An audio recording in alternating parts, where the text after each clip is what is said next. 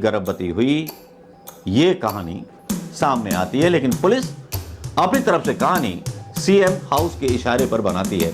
ऐसा समाजवादी पार्टी का आरोप है और अखिलेश यादव भी इस बात की तस्दीक कर रहे हैं।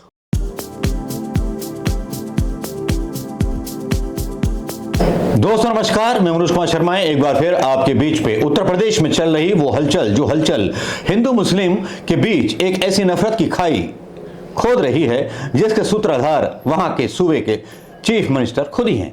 चीफ मिनिस्टर एक दिन पहले विधानसभा में, 2 दिन पहले विधानसभा में बयान देते हैं उस मामले में, जिस मामले में आपने सोशल मीडिया पर वायरल हो रहा हुआ वो वीडियो देखा होगा कि जब बरसात हो रही थी तो कुछ लोग एक लेडीज और जेंट्स के ऊपर पानी उछाल रहे थे।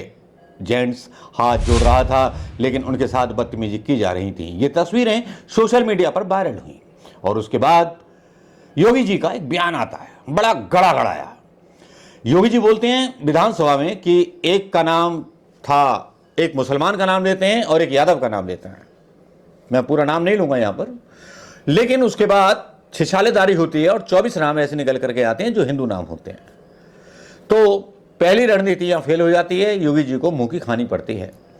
योगी जी को मुंह की खानी पड़ रही है क्योंकि किसी भी तरह हिंदू मुस्लिम एंगल इस चुनाव से पहले दे देना चाहते हैं। अयोध्या की हार के बाद एकदम से योगी जी जो हैं बहुत खफा से नजर आते हैं, क्योंकि एक बीजेपी नेता की लड़की के साथ भी बलात्कार हो जाता है, एक 2.5 साल की लड़की के साथ बलात्कार हो जाता है, लेकिन योगी जी कभी ये बात नहीं करते कि कानून व्यवस्था को चाक चौबंद करें, सीसीटीवी कैमरे लगवाएं या पुलिस को नई हिदायतें दें, या जो बलात्कारी हों। वैसे तो बाबा की तारीफ इसलिए की जाती थी क्योंकि उनकी नजरों में सारे बलात्कारी और सारे गुंडे एक थे। विकास दुबे की गाड़ी भी उल्टी थी तो अतीक का भी नंबर आया था, मुख्तार नकवी भी चले गए, तो बड़ी अच्छी छवि बनाई थी कि बाबा की नज़रों में कोई नहीं बचेगा। लेकिन बाबा अब ठाकुर बात पर भी उतर आए। बाबा ने हरिशंकर तिवारी, जो ब्राह्मणों के बहुत माननीय नेता थे, हरिशंकर तिवारी का चबूतरा खुड़वा दिया, पूरे ठाकुर बात पर उतर आए। वैसे तिवारी वर्सेस जो मठ है बहुत पहले से चलती रही है, इसकी कई वेब सीरीज आ चुकी हैं, इसके बारे में अगर आप देखना चाहें तो देख सकते हैं, मिर्जापुर। लेकिन ये वेब सीरीज का जिक्र मैंने यहाँ क्यों किया, क्योंकि इससे ज़्यादा वीडियो बताऊंगा, कहानी बताऊंगा तो इससे अच्छा शॉर्ट में वहाँ देख लीजिएगा, कुछ पाथ हैं वहाँ पर, वो देख लीजिएगा। लेकिन यहाँ योगी जी, अगर आप चलिए बात करते हैं अयोध्या में हुए केस के बारे में, जिसमें समाजवादी पार्टी यहाँ पर आरोप लगा रही है कि मोहित खान 72 साल का बूढ़ा बेकरी का मालिक एक 12 साल की लड़की के साथ बलात्कार करता है। तो आप समाजवादी पार्टी को भी जो है अलग छोड़िए, समाजवादी पार्टी उनका वो ले रही है कि साइड ले रहे हैं, लेकिन और जो बलात्कार हो रहे हैं उन पर आप क्या कहेंगे? चलिए, मोइन खान का आपने बेकरी ढा दी, सब कुछ ढा दिया। मोइन खान परिवार के लोग बोल रहे हैं कि डीएनए का टेस्ट करा लीजिए। 72 ईयर में सेक्सुअली एक्टिव रहता ही नहीं है आदमी, तो 12 साल की लड़की के साथ बलात्कार कैसे कर सकता है? ये बात तो मीडिया के वीडियो में भी है। चलिए वीडियो दिखा देता हूं। मोहित खान से बात की अक्सर हुआ करती थी, कोई ऐसी बात तो थी नहीं, कैसा ऐसे हो गया या क्या मालूम कैसे क्या बात हो गई, ऐसा तुम्हारी समझ से बाहर है भाई। जो आदमी 70 साल की उम्र का है वो 12 साल की लड़की से ऐसा रेप करेगा, ये तो मेरे समझ से बाहर है। इस आदमी ने इतनी सी बात बोली है, लेकिन अगर आप मेडिकल ग्राउंड पर जाएंगे तो 72 ईयर्स में नहीं होता है। और आसाराम बापू के मैटर में भी यही हुआ था, जो मैंने बताया था, पॉइंट नोटेड आउट किया था इस बारे में, क्योंकि आसाराम बापू के आश्रमों पर कब्जा करना था, किसी बड़े आदमी को अपना नाम छपवाना था। समझ गए ना, एकाना स्टेडियम समझ जाइए, गुजरात का नरेंद्र मोदी स्टेडियम, उसके पीछे आसाराम बापू की ज़मीन है, बहुत बड़ी मात्रा में कब्जा ली गई। आसाराम बापू आज भी बाहर नहीं निकल रहे और आसाराम बापू ईसाई मिशनरियों के खिलाफ अपनी जंग चला रहे थे। लेकिन चलिए विषय से ना भटकते हुए बात उत्तर प्रदेश की कर ले।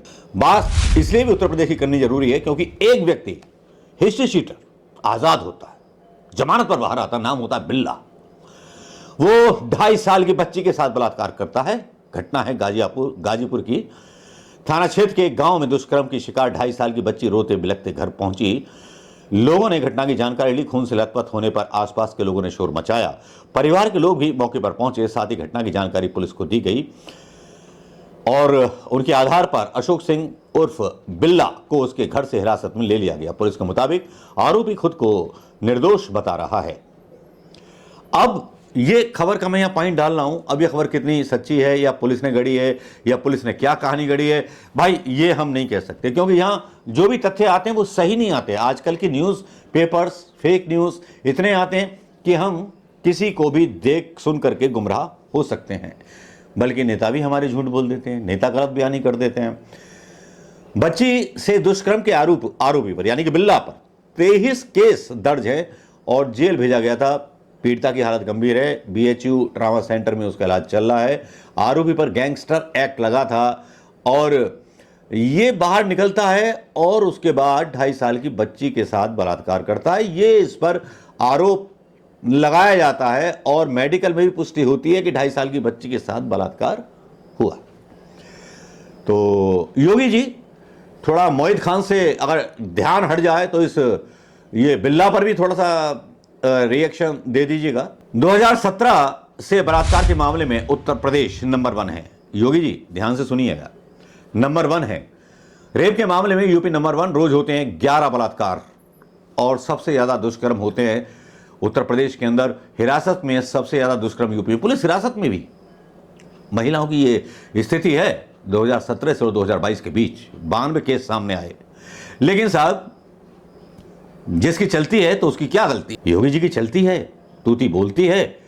बीजेपी के सुप्रीम लीडर को सीना खोल करके चुनौती देने वाले योगी हैं। उनको लगता है कि हिंदू मुस्लिम करके ये चुनाव विधानसभा का जीता जा सकता है फिर से। योगी जी थोड़ा ठहर जाइए, इसमें थोड़ा ध्यान कीजिए और थोड़ा जवाब दीजिए इन बातों का। चलिए इन बलात्कारों के प्रश्न अलग रख देते हैं। योगी जी मुझे ये बताइए कि कितने ठाकरों को आपने रोजगार दिया, कितने ब्राह्मणों को रोजगार दिया। मुझे बताइए कि हिंदू युवाओं को कितना आपने रोजगार दिया। आपके पेपर लीक पर लीक होते रहे, लोग बस आपसे असंतुष्ट हो गए। क्या मोहित खान सपा का नेता, उसके फोटो आपके शहजाद पूनावाला डाल देते हैं अयोध्या कांड में?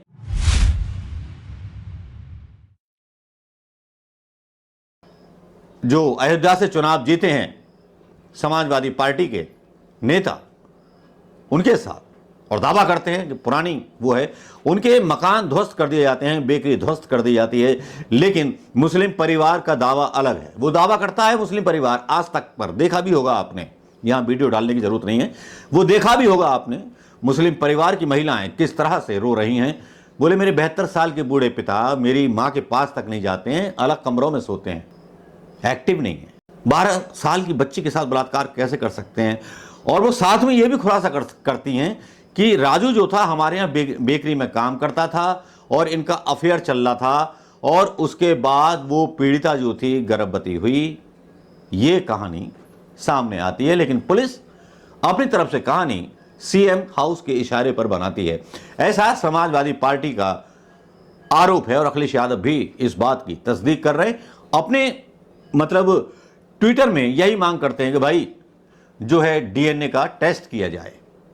लेकिन इसके अलग मायावती आ जाती हैं बीच बचाव करने। बीच बचाव क्या, सरकारी वकील बन के चली आती हैं बीजेपी की। वो बोलती हैं कि समाजवादी पार्टी के राज में इतने जो थे बलात्कार हुए, ये हुए, वो हुए, मतलब दुनिया भर की बातें करती हैं, साथ में लिखती हैं मायावती। मुझे बड़ा मतलब शॉकिंग लगा मायावती का ये चीज़ देख करके। वो ट्वीट भी करती हैं कि कितने लोगों के डीएनए कराए, कितने लोगों के वो कराए। अरे मैडम, जब ज़रूरत होती है तब डीएनए कराया जाता है। मायावती जी, आप ब्राह्मण विरोधी हो, है ना, जनरल कैटेगरी विरोधी हो। ब्राह्मणों को तो लोगों ने ये समझ लिया है कि साले पता नहीं कहाँ से चले आए, इनको फांसी पे चढ़ा दो या देश के बाहर भेज दो, इनके अंदर देश प्रेम है ही नहीं। जबकि सबसे ज़्यादा रिश्वत देने वाले, अब मैं क्या बोलूँ, सुबह तक जो है वायरल हो जाएगा वीडियो अगर बोल दिया तो, कहानी खुल जाएगी। मायावती जी, आप पर्स वाली मैडम तो आप है ही, आपके बारे में क्या बोलें? आपके बारे में कोई बोल क्या सकता है? आप विधानसभा चुनाव लड़ रही हो, इसमें आपको आपकी औकात पता चल जाएगी। केवल चुनाव जीतने के लिए बयान दे देना, समाजवादी पार्टी से आगे निकलने की हो, मायावती जी ये अच्छी बात नहीं है। न्याय की बात कीजिए, क्योंकि नफरत की राजनीति में मोदी फेल हो चुके हैं, अमित शाह फेल हो चुके हैं और अब बारी है योगी की। और सबसे बड़ी बात है कि सवाल उठ रहा है कानून व्यवस्था पर। मैं कह रहा हूं कि मोहित खान ने अगर रेप किया तो फांसी पे चढ़ाइए, चौराहे पे लाके गोली मार दीजिए। लेकिन फिर बिल्ला को भी लेकर के आइए और उन सबको लेकर आइए अपने भारतीय जनता पार्टी के नेता को जिन पर बलात्कार के आरोप हैं, उनको भी चौराहे पर लाइए और उनके भी घर ढाइए और मार दीजिए गोली।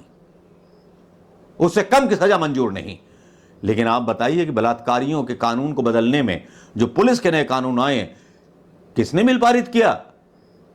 मोदी जी ने किया या योगी जी ने किया या अमित शाह ने किया या पूरी संसद ने किया? देश की निर्भया को जिस तरह से न्याय मिला, क्या न्याय उत्तर प्रदेश की बलात्कार पीड़ित औरतों को मिल सकता है? दावा करना बेकार है, क्योंकि उत्तर प्रदेश में शिक्षा है ही नहीं। ऐसे ऐसे नमूने आ जाते हैं, मतलब सत्संग करने, कहते हैं कि स्कूल में बच्चे मत भेजो। एक नमूना आया था, उसका मौका मिला तो वो भी वीडियो डालूंगा दोस्तों।